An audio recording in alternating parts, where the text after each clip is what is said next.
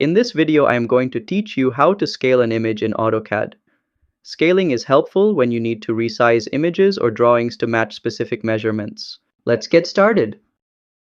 First, open your AutoCAD and sign into your account. Make sure both the source and destination drawings are open. Next, go to the command bar and type SCALE, then press Enter. This will activate the scale function in AutoCAD. Then, select the object or image you want to scale and hit Enter again. You'll notice the command line now asks for a base point. After that, click anywhere to choose your reference point. This point will serve as the anchor for scaling the object. Finally, move your mouse to drag and resize the image larger or smaller, or type a scale factor like 0.5 or 2 and press Enter.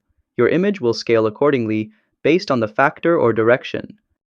And that's how you scale an image in AutoCAD. If this helped, make sure to give it a thumbs up and subscribe to How to Tutor for more AutoCAD tips and tricks. See you next time!